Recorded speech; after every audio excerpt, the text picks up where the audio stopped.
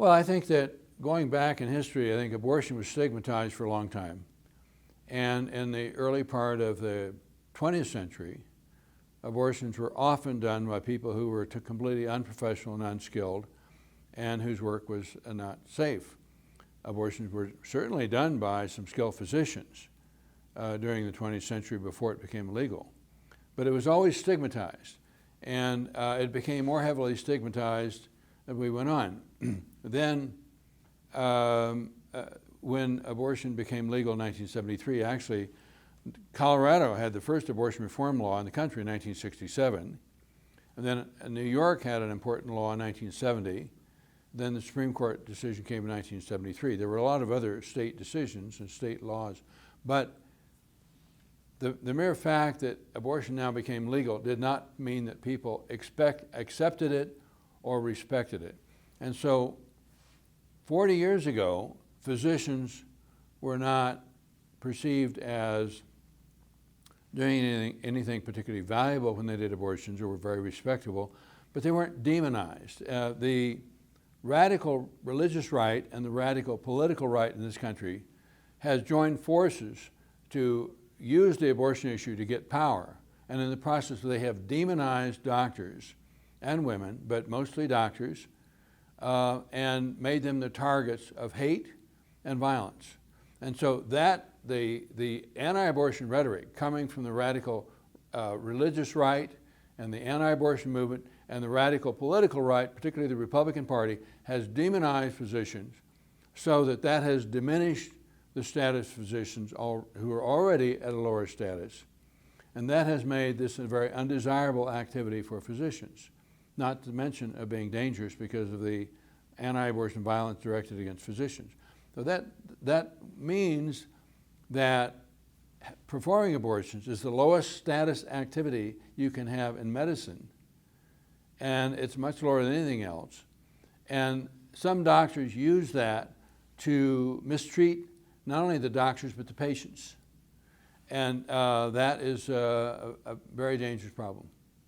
There's a woman who was in South Dakota who had a desired pregnancy. She very much wanted to have the baby. She had some medical problems, some metabolic problems, and she developed what we call hyperemesis gravidarum, which means uncontrolled vomiting associated with pregnancy. And because of her other medical conditions, she was at the point of dying from the pregnancy. If she didn't have an abortion, if she didn't interrupt the pregnancy, she would die, no matter what the doctors did. And it wasn't permitted in South Dakota.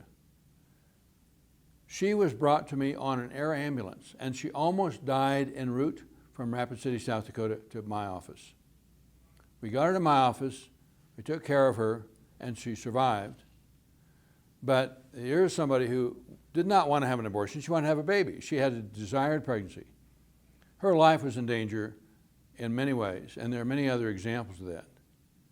And the laws that these people are putting up don't take that into account, and they don't notice that people are suffering and they can die, and they have critical life issues in their families that are affected by this decision, and they need to have free access to the services. It might be true there might be very few physicians who are willing to perform these late abortions, for example, but there should be no restriction on the physician, and there should be no restriction on the woman. There is no justification of any kind for the laws restricting abortion.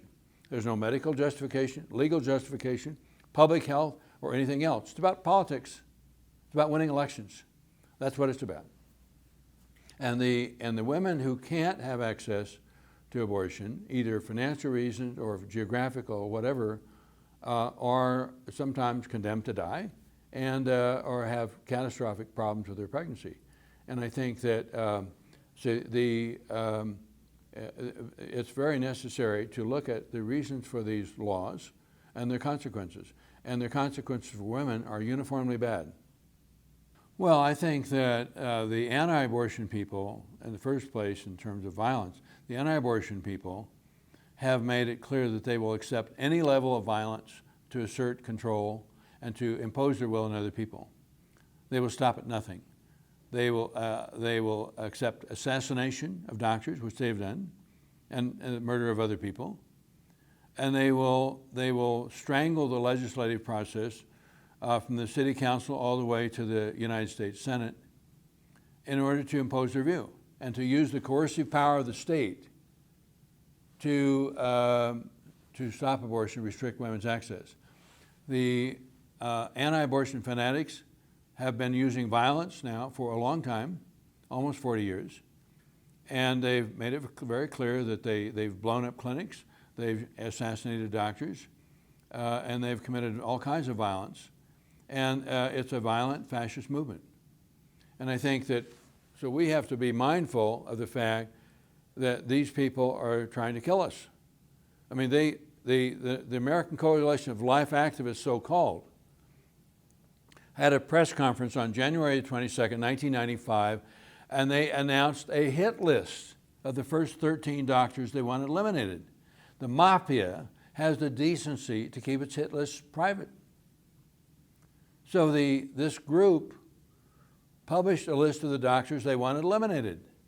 That was a very clear message, and it gave psychological permission to anyone who wanted to take up and be a vigilante to go kill a doctor, and they did.